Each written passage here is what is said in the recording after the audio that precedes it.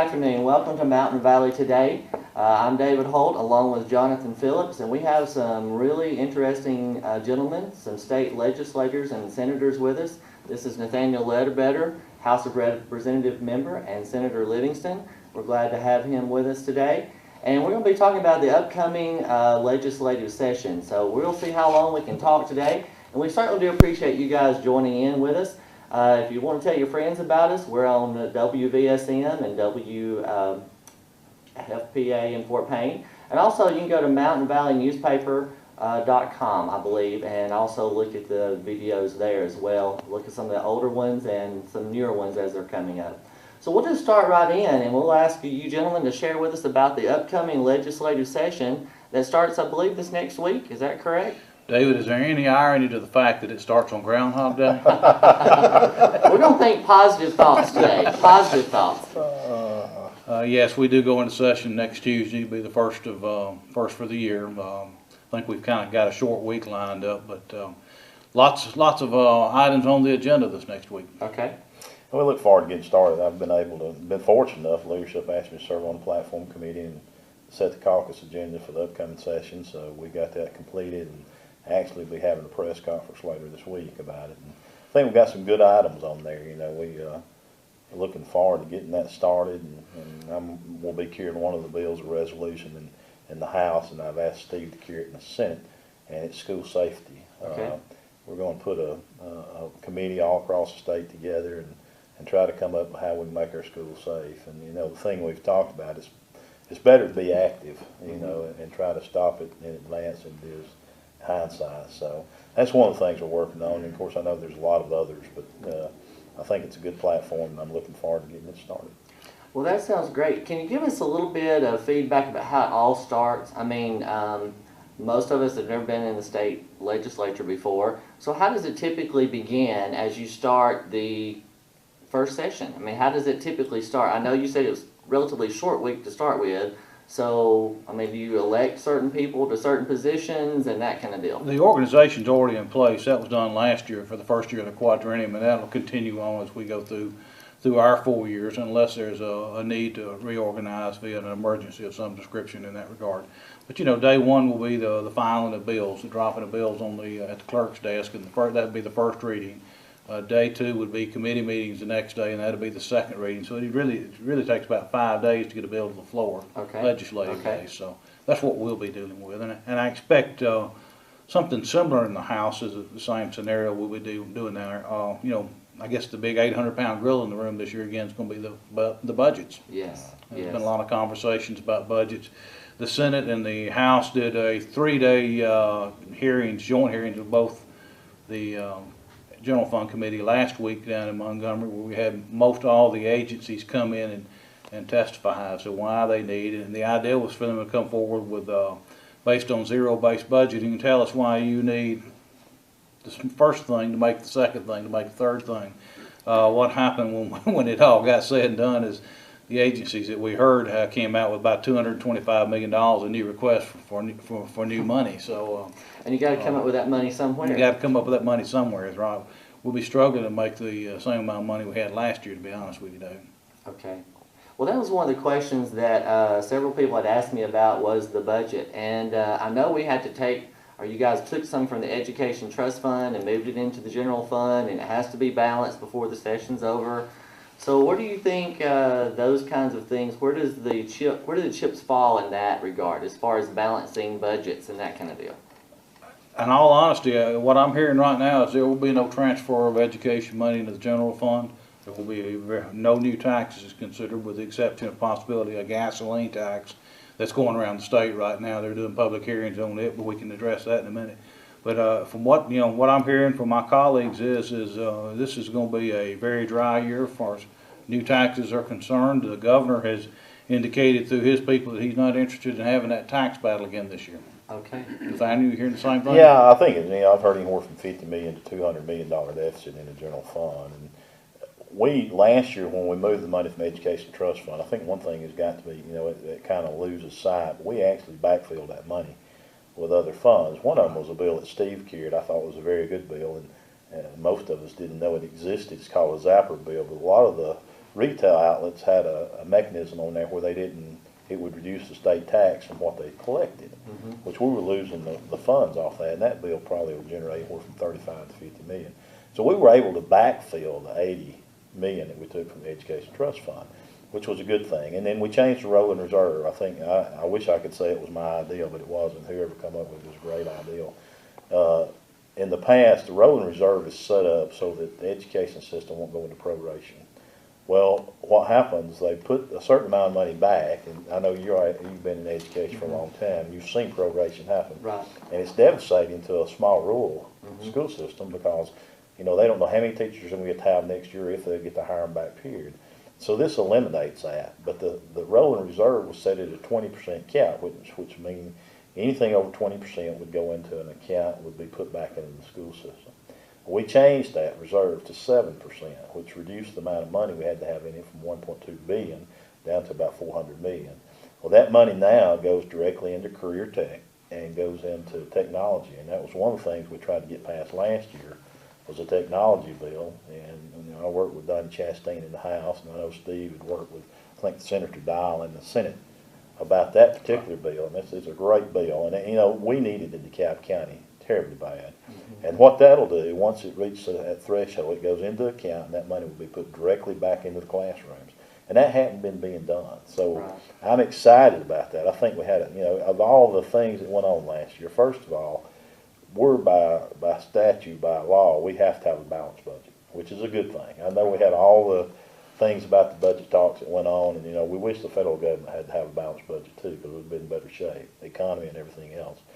But once we got that done and we balanced the budget, it puts us in a situation where we can do things in education that hadn't been able to be done in a long time. Right. We have about $28.6 billion that comes into the state, federal and state money that comes in. 92% of that money is earmarked into different capacities. So Right. the education budget is typically in pretty good shape in that regard. It's going to have some growth again this year. Estimates are about 400 million of that now. We haven't got the official estimate yet. But the general fund is on the lacking side, and because there's no growth money in there. Right. I think we ended up with discretion over out of that 28.6 billion of a little less than $1 billion to be able to do with that, and the majority of that's Medicaid alone. So. Right. An example of Medicaid Steve was talking about, in 2010, the state of Alabama paid $600 million out for Medicaid. This year, the general fund budget, we put almost $1 billion in Medicaid. So you can see it's absolutely eating the general fund alive. And that's part of the problem. And you can relate a lot of it back to and look at the data. A lot of it's got to do with Obamacare. It's moving a lot of people off of private rolls into Medicaid rolls. I don't know what the solution to that is. We've tried. We passed an additional $50 million in with the revenue that we raised that's dedicated directly to Medicaid. And then with that, we're going to try to create regional offices and where the Medicaid patients can go directly to those offices and get treated. And that's going to stop the middle. So I guess one of the things that come out of with me out of the Medicaid hearing was the fact that I'd heard in that hearing that there would be one person go to the emergency room 141 times in 1 year. Can you imagine what that's costing the state? I can't afford to do that. Well, no, we can't. None of us can. So that's why these regional care offices are going to be so important. It was interesting to learn during the hearings that the holdup on the RCOs is being done by Washington. They hadn't approved the final plan just yet.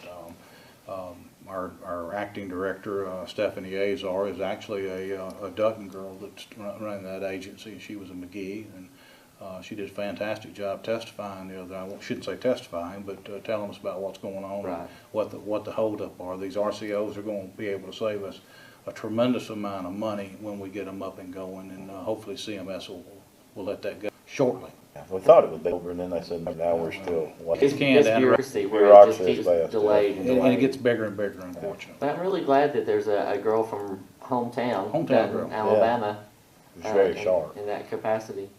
Mr. Phillips, you want to start with a? You talked about how the increased funding into career tech education. As we start facing a shortfall of skilled labor, I think the latest in maybe 53% of skilled labor can retire at any day at this moment, which would be devastating to our economy statewide. How can we work to improve that and maybe make it more visible to the public to see what the interest is at the state level? Well, I think we've started. I think we already, measures with this bill that we just talked about by capping the rolling reserve and enabling us to put more money into career tech is going to allow us to have more curriculum. I think that's important. I watched the other night, y'all might have seen, and with interest, the CEO from Apple is actually from Alabama.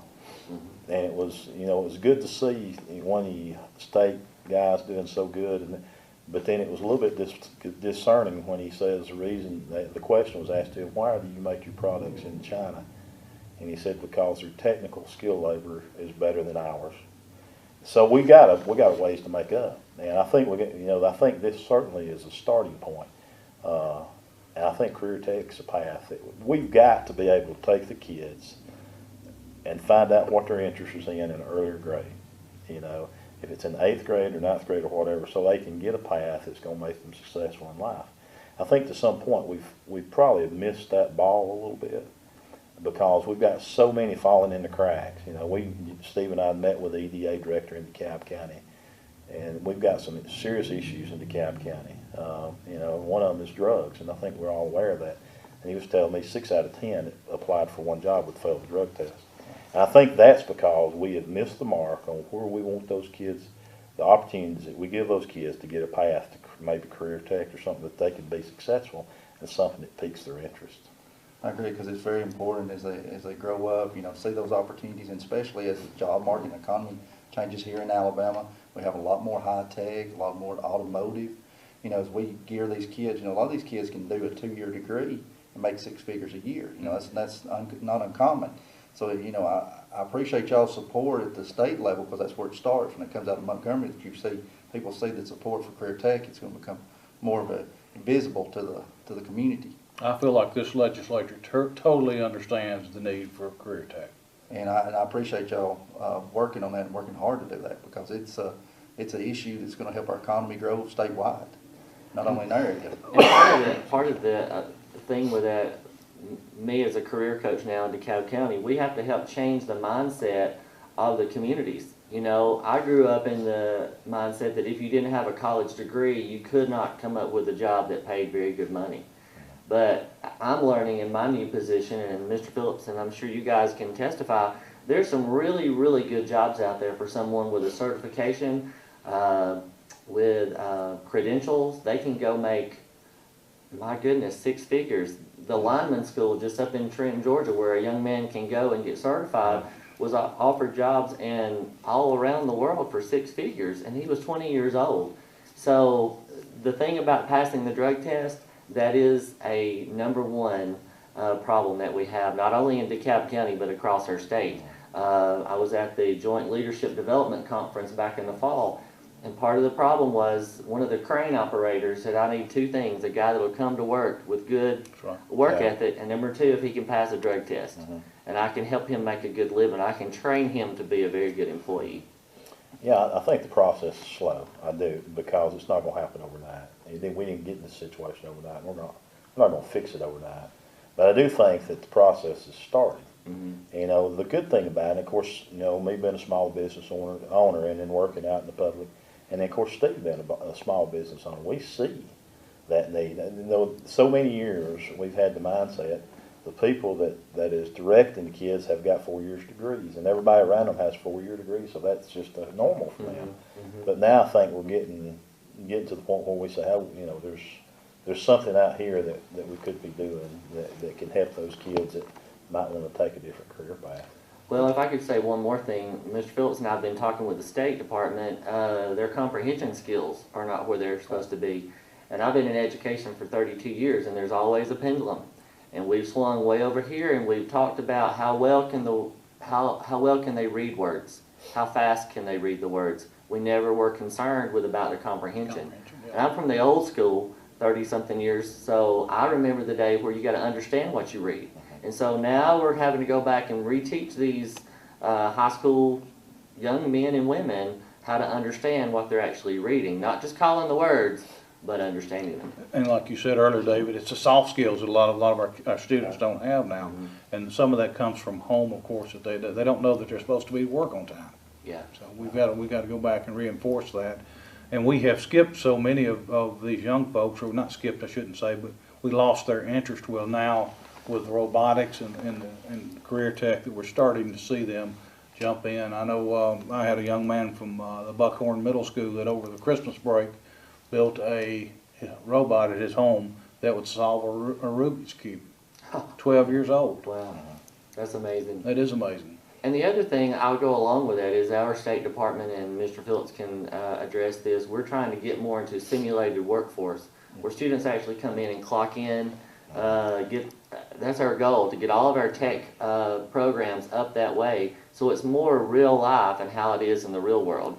Right, and we're locally here at the Cap County Technology Center across the road, we're able to be one of the pilot programs for the state. We was one of the first few in the state to be able to offer that simulated work, where they come in, have their own ID badge, they have to, clock in every day, they clock out every 2 weeks. They're given I guess you could say a fake paycheck that shows the tax deductions, which that's a big deal. Especially with tax time coming up Right, in the next few weeks. we get these students come in and say, I'm making $10 or $15 an hour, but I didn't say that on my paycheck. And I said, well, you forgot a little thing called Uncle Sam that takes part of that out.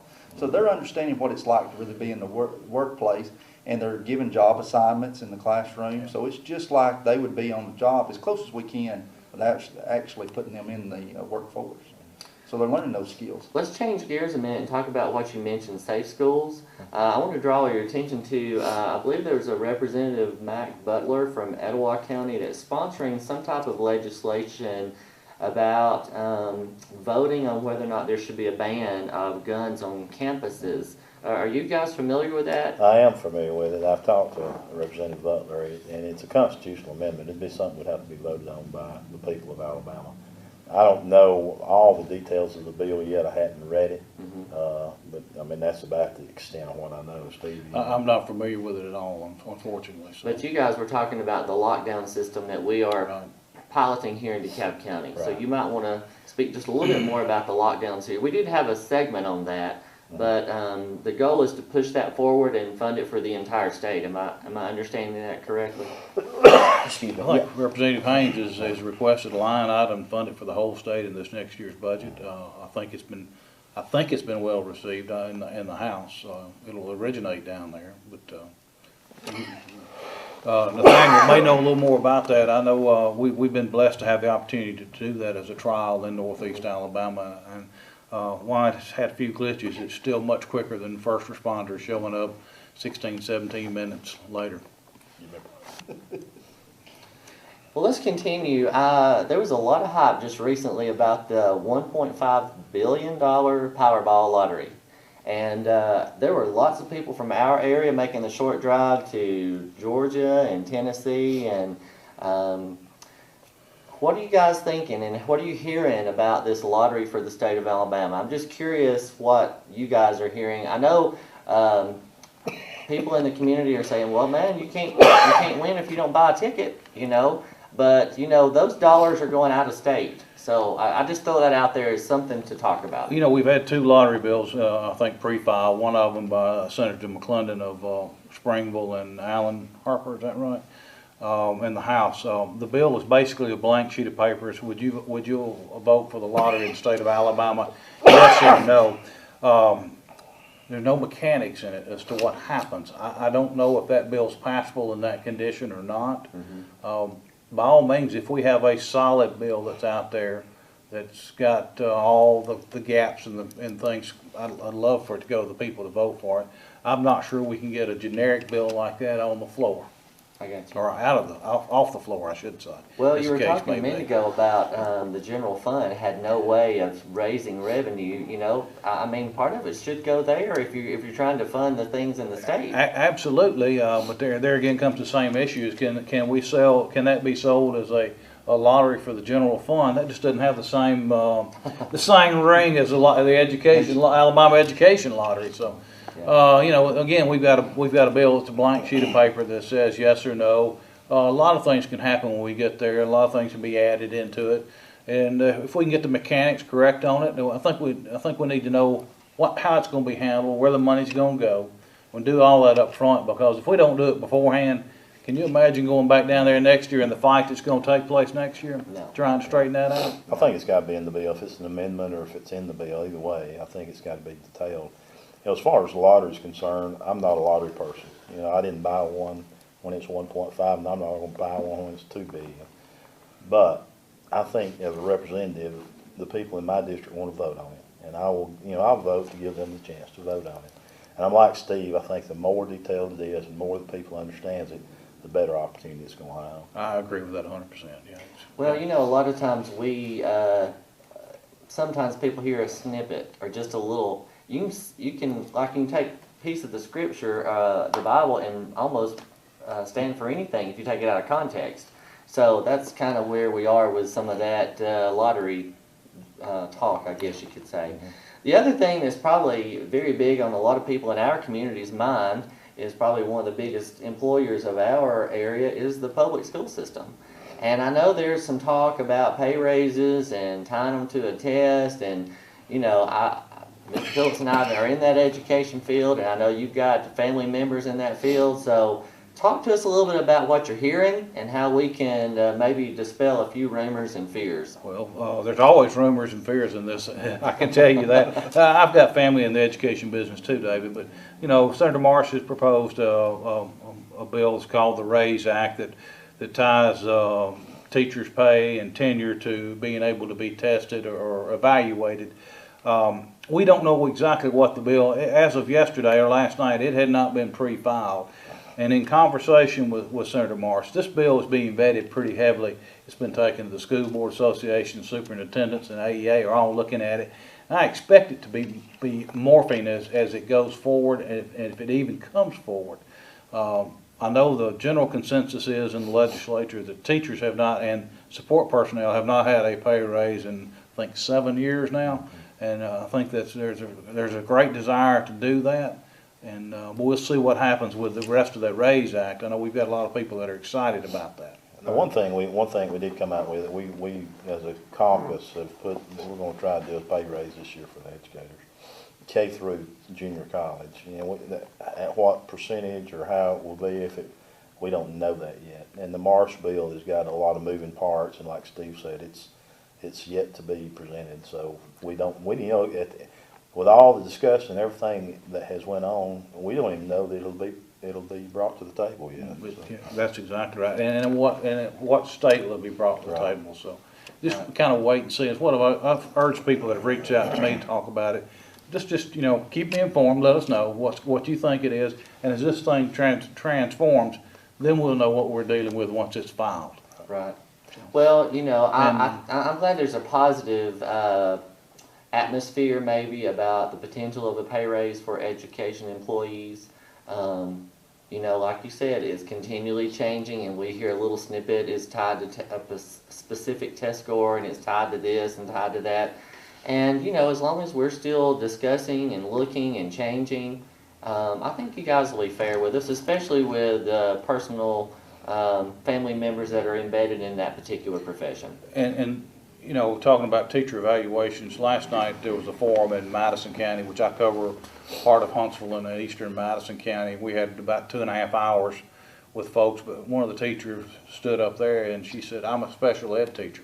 How you going to evaluate me?" Or even Steve had brought up, how about a PE teacher? How do you evaluate them? And the situation we got in this county, as both of y'all well know, is we got a high concentration of the Hispanic population. Well then, if those parents aren't good at speaking the language, how are they going to vet a teacher? I mean, it's impossible. So there's a lot of moving parts, and you know, I think a lot of times stuff gets thrown out there as ideals, and people get word that it's really going to happen, and at the end of the day, nothing comes out of it.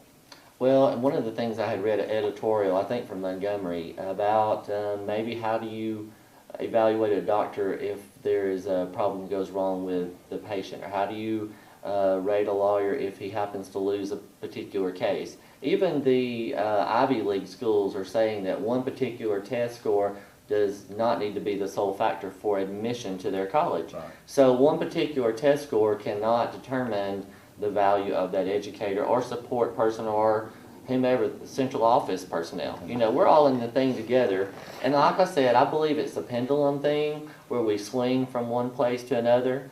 And I just say, just hang on. You know, if it's over here, it'll come back this way. in time. There's just too many intangibles right now. Yes. Well, yes. and one thing too, you know, with having kids in education, my family, we've got to get to the point where we let teachers teach and quit worrying about all the red tape and the test scores, and we need to allow them to do their job. And I think that's one of my things that I look at when I get bills in education, is it going to allow the teacher to teach? Yeah.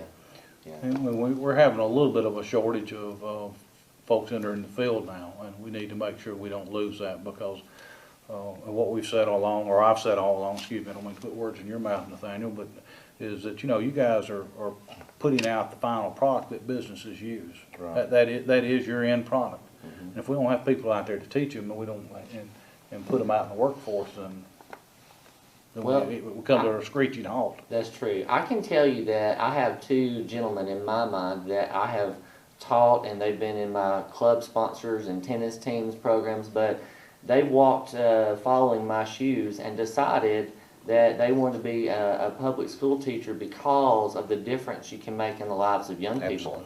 And those are the young men and young women that we want to follow in the footsteps of an educator. Right. But at the same time, the changes we've made to the retirement system and the benefits package, I think, is the deterring factor. You know, now someone who's entering the profession has to work till they're 65 before they're eligible to draw their retirement. You know, I'm one of those people that I am 53 years old, and I was like, when I get 25 years in, I'm going to the house. 25 years came and went, I couldn't afford to go to the house. 30 years have come and gone, I couldn't afford it. But more importantly, I still have the love to be in the classroom and working with the young people. And, you know, my fear was being one of those people that the community was like, man, I wish you went to the house a few years ago. You know? That's my fear. And so the door opened for a new profession that I'm excited about the opportunity and excited every day to go to work. And if we can keep our educators and support professionals encouraged, excited about what they're doing, they're going to stay, because they didn't take this job for the dollar bill at the end. They took it because of the calling and the profession. So if we can just remember that and reward those people who, you will have bad apples in every cart. Oh, Sure. yeah, it happens, that's right. You have got to look at the good apples that are not attracting the flies. The prime example of that, I think that's, you're very well stated, and the prime example of that was at a local school not too long ago, was actually, of course, Steve and I have been on top of this, putting, you know, technology in classrooms. We want to bring computers to classrooms into DeKalb County. I mean, that's one of my main focuses for this county, and I know Steve is pulling hard for it too. I was in a classroom not long ago, and I said, you know, we understand that you hadn't had a pay raise in some time, and you know, we're trying to maybe work with that and maybe get technology in the classroom. She told me, said, don't worry about my pay raise. She said, get my kids something to work with. Yeah. Yeah. And I think that's a sentiment Get of us our some teachers technology. throughout this county. Yeah. That's exactly right. Mhm. Well, we're very proud of our education employees in this county. We're proud that you guys are willing to support us and encourage us and help provide things we need to help the children be successful. Well, as we look a little bit more into these areas that maybe have not received as much funding, we're talking about parks and recreation, mental health, prisons, the court system. Can you guys tell me what kind of battles you see coming in funding those particular issues? Oh, go ahead, Steve. We have a major issue in prison reform. We have to fund prison reform. We funded a piece of it back in the fall this year. There'll be another piece that has to be funded this time. If we don't do that, the feds will take over our prisons, and they will be writing blank checks that we can't cash. Right. I don't know what that's gonna cost us. It won't be $200 million this year, but it'll be another 25 or 30 that we have to do. And it's important that we do that. We did this in Jackson County back in the 80s, and when the feds took over the prison there, and they told us what to build and how much it's gonna cost. We don't wanna do that. No. And they did it in California, and the same thing happened. They spent an exorbitant amount based on what they could have got it corrected for, plus they turned a good number of them out. Out of the ratio is 10 of the ones that turned out, 7 of them wound up back in on greater causes, you know, that had did a crime that was greater than what they were in there for to start with. So we don't want to get in that situation. Otherwise, the battle for money in the general fund is gonna be really tough. It's very gonna be, I don't know if it's gonna be cuts or we're gonna be level funded, but it's gonna be tough to come by. So do you see you guys, I hate to put a bad spin on it, but you know, there have been other times when we just were not able to be successful in passing bills and because of the, I don't want to say bureaucracy, but maybe the bog down. Do you see this group as coming in and positive and ready to work hard and pass some things and move forward? Or do you see maybe some grandstanding coming? I've seen the commitment, I think, from both the House and the Senate to get in, get the budgets done, and let's move on with business from there. I agree. Our goal in the House is to have the budgets passed by spring break. Now, whether we can do that or not, I don't know. But that's our goal. And the one thing I think was refreshing, being in Montgomery over the last few weeks and the different House members that come in, we met with different ones at different times. And at the end of what really was the fourth session, because we had orientation, at the end of what was the fourth session, it was pretty tense, as you can imagine. And instead of people talking at each other, it's talking to each other. So that was refreshing. And I think that's the mindset I see going in. I agree. I think people want to get down and get the main focus done, and that's the two budgets, and then we'll deal with the business from there. I think it would be amazing to come in and pass the two budgets and get the first thing out of the gate, and then you go into something else. Seems like in the past, maybe those budgets have been sort of a holdout as a carrot to get you to go somewhere. Yeah, you know probably, what I'm saying? And probably have been. That's just a simple way of looking at it from a constituent. I'm just wondering if you guys feel that way sometimes. Again, Nathaniel and I are both, this is our first time down there, but I think we both probably felt that. But in listening and talking to fellow senators, their idea is to get in, get the budgets done, and get out of there. Well, let me ask this. I'm going to change gears just a minute. What do each one of you think has been your greatest accomplishment during your tenure as a legislator? What are you most proud of, something you've been able to accomplish that you can say right here in hometown, North Alabama, I feel like this is my #1 accomplishment thus far in my tenure in this position? Well, first of all, I think we've made tremendous strides in bringing technology to our classrooms, and that's been one of my main focuses. Secondly, Steve and I worked hard to try to bring, and we've been fortunate enough with talking with Director Cooper to bring money into this county to resurface roads. We've done that. We were in a meeting not long ago with the governor, he and I was, where we announced over $1 million in grant money that come to DeKalb County. And, a lot of that had to do that, we supported the governor on some issues he needed some help on. I mean, that happens sometimes. But I think as a whole, all of that combined, and we've been in there a little bit over a year, and that's all. And you look at that money that has been brought back to our county, taxpayer money, which our people pay, but it helps expand our communities, it helps communities grow. We did, of course, they took the first step by applying for those things. And we just kind of filled in the gap by saying, yeah, we need those, help us get them. And the governor was fortunate enough to come up here and do that. And I think that is, for me, that was, as far as helping the communities out, that was good. The other thing I'm proud of, of course, Steve and I worked well together, and I think that's important. I think because we're in it for the same reason, is it should to make DeKalb County better. Right. Of course, he serves DeKalb and Jackson, but I think that's what we've tried to do, and we've been accessible to our constituents. I mean, we've got a town hall meeting this week at Ider and at Cartersville, Henniger area, and we've had one just about in every part of this area in this county that we serve. And I think it gives people opportunity to come out and at least hear what we're thinking, or maybe give us an opinion. I mean, I'll be honest, I've used some of that back in Montgomery on some bills. Okay.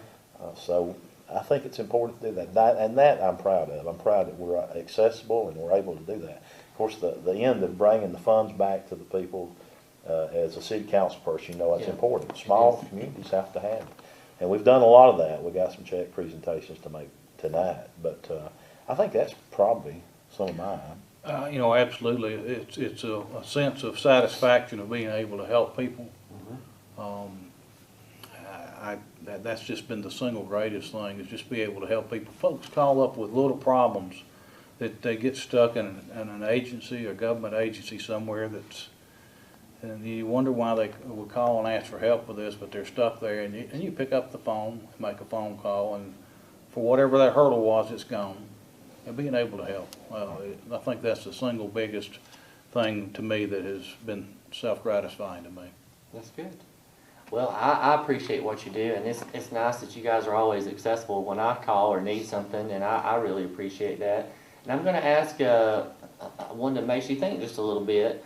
What is something maybe you, I don't want to say a shortcoming, but something that would really surprise you? I mean, you go into something. I know I went into public office as a city council person with my idea of what it was going to be, and there were able to do some good things, but there are also some surprises along the way that I really didn't expect. So I guess maybe that's the question I should ask now. What's something you guys have experienced that really sort of you weren't quite expecting? I think for me, the process is so much slower than I'm used to. Of course, I'm like you, I served as a mayor of a small town and on the city council, and if we had a problem or issue, we took care of it. And I think, being involved in the past has helped me without question. Because I think I'll never forget this, first time I ever ran and got elected to the city council, I was at the ripe age of 23. But one of the guys that I talked to told me, he said, it's going to take you 2 years to figure out what's going on. And that's true. And then we go from being on the city council or mayor to the state level, and that's true. I mean, the process that Steve was talking about, you got to get a bill introduced and how it goes through, it's a process. And I was fortunate enough to be involved a little bit, but I think my mom always told me growing up, said, son, there's always two sides to every story. And in Montgomery, there's 6 sides to every story. Everybody's got an opinion. And the process is so slow. And that to me is a little bit frustrating. And it's slow on purpose, and it's slow intentionally. It's for the right reasons. I mean, it's like the speaker told me, he said there's 1,000 ways to kill a bill, and there's one way to pass one. And that's true. Well, and I will echo that. There's a system of checks and balances that helps you keep everybody accountable. Mm-hmm. And that's part of the reason the process is slow. Mm-hmm. And, you may not always agree, but you've got to talk it out and come to a compromise to move forward. So I've learned that myself. Yeah. David, I handled a bill that was supposed to be handled by somebody else this last year, and when it came to the floor, we had an objection. These folks have been working for 5 years to get this bill passed. Graduated driver's license. And we had an objection on the floor, and then the House sponsor was all bent out of shape over it and thought, why is this guy blocking my bill, and mad. And I said, well, let's just go ask him, find out what the problem is. And we did, and we sat down and talked with him, and he asked a question, and we didn't have the answer, but we went and got the answer and came back to it, and he said, okay, I'm good with it, let's go. Just one little simple thing. So, it's just a matter of communications with people. That's all it is. I think one thing that I see that happens is personalities get involved sometimes. Steve and I are not always going to agree, and we do most of the time, but we're not always going to agree. But if he's got a bill or something that comes up and his side wins, then I shouldn't talk about it bad, or I should say, okay, he won that time, and let's get behind it and support it. Mm-hmm. And I think the compromise of working together is what makes government strong. When you lose a compromise with being able to agree to disagree, then you're heading down a dirt road in a bad way, I think. And luckily, we've been able to do that. So, and I'm going to continue to do it, and I feel like he is too. But we don't always have to agree, but I do think we have to come to a common accord. Well, I'm learning that with my new boss, Mr. Phillips over there. We don't always agree, but we do at least talk about it, And if he says no, I don't get to go pout in the corner. And David, the other side of that coin is I had a bill that I got blocked in there, and then the person that blocked came over and put their arm around me and said it's not personal. Yeah, that's the way it should be. And it happens both ways, unfortunately. Well, let's talk about recruiting industry to DeKalb County in this part of the world. Tell me where we are, how's that coming? Have you got something you can tell us that's coming down the pike, or you can hint about? Yeah. We always like a good scoop, this newspaper business. Yeah. Dave, we passed 2 good bills last year that were for economic development. I don't remember the numbers, 57, 59. Google in Jackson County was the first company in Alabama to use those 2 bills. It was instrumental to bring them into Alabama. these same things are available in DeKalb County, and I know Jimmy Durham is working with some folks, and I'm not aware of anything we can announce. I know he's talking to people, and I know that there are more and more companies looking every week. It's not, seems like requests for proposals are going out almost weekly now. Well, he does a great job promoting this He does area. a good job, He yeah, does an really awesome job. We had, one of the bills that Steve's talking about, the economic development package that we passed last year, already, it's projected that it's gonna bring over $1 billion into Alabama. And along with that, it's gonna be 1,400 jobs. So those are significant changes. And, we've got some small business bills that's coming up this year where if you hire a new employee and they pay over a certain amount of money, you get $1,000 back on your taxes. If it's a veteran, you can add another $1,000 or 15 and 1,000, so it's total 25 with a veteran. So I think being, 80% of our people in Alabama work in small businesses. So you're going to see us continue to be very proactive in trying to create a good climate to bring business into Alabama. Well, you mentioned something about veterans, and I really appreciate that incentive being made to our businesses and our community. So I say congratulations on that. Mr. Phillips, I'm sorry. This is Steve. I've got a question. As the session starts, what about if a constituent local wants to come and visit the State House, come and visit you guys, or sit in on the legislative session? How do they go about doing that? The State House is open. We have balconies in both chambers that are available, and we'll be happy to come and, I'll be happy to come meet you and talk to you and show you around the way. But the State House is open. Mm-hmm. One thing Steve set up last year that I really enjoyed, and I think we'll probably do it again this year, we had the group from Northeast. We had their students to come down on one day. And I think Dr. Campbell mentioned it just a little while ago. And Steve had set up what we call a Star Wars room, which is the largest meeting room we have in the State House. And all the kids coming out, which they had it packed out, and he and I spoke to them. And I had a lot of good feedback from that. Steve set that up. So if any groups at any school, whatever, if seniors or juniors or whatever wants to come and will give us a notice, we can set something up like that for them. Contact my office in Montgomery. We would be happy to set it up. So. Because I know from time to time we hear questions like that. How do we get in contact, with our local representatives and senators, and how can we be a part of the legislative session? Because, it is interesting to go down to Montgomery and see that and sit and watching the laws being made. Is that the word you use? Interesting? Yeah. Okay. I tell you, I don't know about Steve, but after being down there and for a while, it's awful refreshing to see somebody from DeKalb Well, County. there was a famous author one time said that two things you don't want to be seen being made in the world. One of them sausage, another one's law. Yeah, that's exactly true. right. And, prime example, we had a bill last year where it was a Medicaid deal. We couldn't get everybody to the table. We took a vote to try to get everybody to the table, and at the end of it, we wound up voting to fund it fully, but you had to make a vote to get everybody where you wanted them, and that happens. I mean, unfortunately, we take votes like that occasionally. And when the kids came down there last year, Nathaniel was talking about, I happen to have a bill on the floor, so, I got the opportunity to be in the room with them as we started, and I said hello, and I said I'll be back in about 8 minutes, and I had went downstairs to handle a local bill downstairs and came back up out of breath, so. Yeah. Well, it is Well. unique to watch if you go ever to do that, and I would encourage you to make a trip to Montgomery. If our city council meetings or whatever you have the opportunity to go watch and visit, you learn so much about your government. So many times we take it for granted, but without our leaders, elected leaders, we don't have the things we need in our local communities. So I appreciate the dedication. It takes a special person to be an elected official. I can say that because I am one, and I'm about to be back in the regular world. I'm looking forward to that.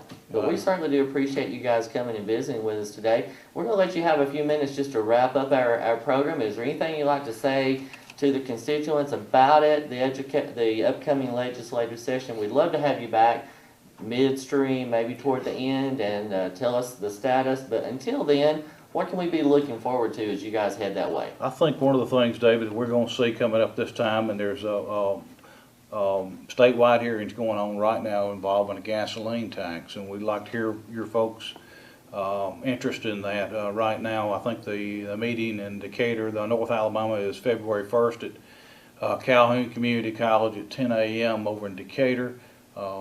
Hopefully, ALDOT and some of the organizations that are sponsoring these things, Chamber of Commerce, is going to put up a website in order to received comments because not everybody can make a 10 o'clock meeting and on February 1st at Calhoun Community College.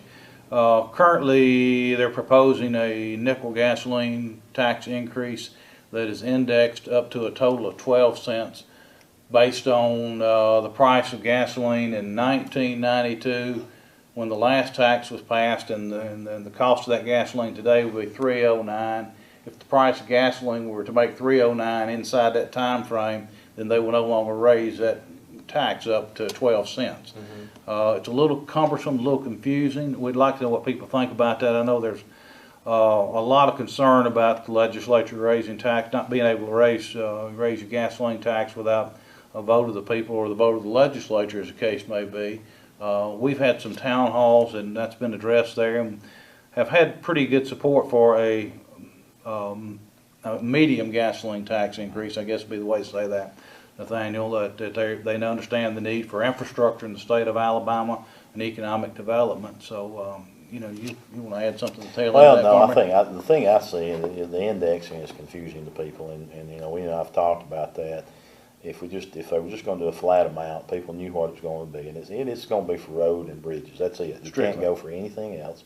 The last time it was raised, it was in 1992, and what they're starting is starting with a nickel. And I think if they left it flat at a nickel, it may have a chance, otherwise I think it's gonna struggle. And 48% of that money comes back to county and municipal governments. So the cities and By law. counties would be getting a portion of that money. I think the counties would be like $750,000. Well, after the Christmas floods, we know most of the counties in northeast Alabama have got a real hit, and they need some infrastructure money. I know we're getting some FEMA money, but we're gonna need some additional infrastructure money. And infrastructure is economic development. Right. One thing, and this is one thing, they say it could be one of the biggest economic development tools.